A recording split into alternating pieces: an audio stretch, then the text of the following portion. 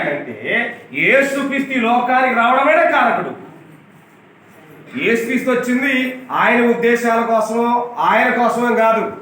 అయ్యా నువ్వు వెళ్ళమయ్యా అంటేనే వచ్చాడు ఇక్కడికి, అంతే తప్ప ఆయన అంతటికి ఆయన హఠాత్తుగా ఆకాశించి ఊడిపడిన వాడేమి కాదు.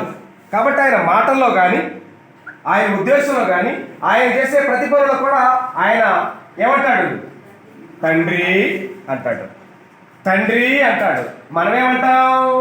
తండ్రి అనే పదం మన మాట వినపడదు. మాటకు ముందు ప్రభువే, మాటకు వెనక ప్రభువే, ఏం చేసినా ప్రభువే. కానీ నేనున్నటువంటి అనగా బైబుళ్ళు కొట్టుకొని ప్రార్థనకు పెడుతున్న వారికి ఎవరు తెలియదయ్యా అంటే దేవుడు ఎవరో తెలియదు.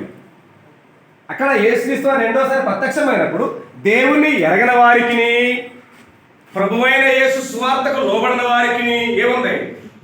ప్రతి దండం ఉందని చెప్పింది గ్రంథం. మనకే ఏసై చేసిన తర్వాత పరలోకమే లేదు, ఉందా? ఏమి లేదు. యెహోవా ఇక్కడే కాదు, యెహోవా 17:3 అంటాడు, అద్వితీయ సత్యదేవుడు అయిన నిన్ను నువ్వు పంపావే.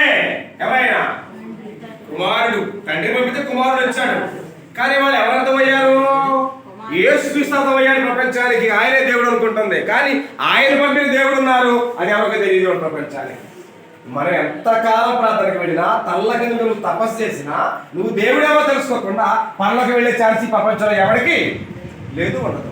అక్కడ స్పష్టంగా మాట్లాడాడు పౌలు, దేవుణ్ణి ఎరగని వారికి, ప్రభువైన యేసు సువార్తకు లోబడిన వారికి ఏముందట? ప్రతి దండం ఉందని చెప్పుకొచ్చాడు. కాబట్టి నీవైనా నేనైనా ఎవరు ఎరగాలంట? తండ్రిని ఎరగాలి. తండ్రి ఎవరో, తండ్రి ఉద్దేశం ఏంటో, ఆయన చిత్తం మీద ఎరగకుండా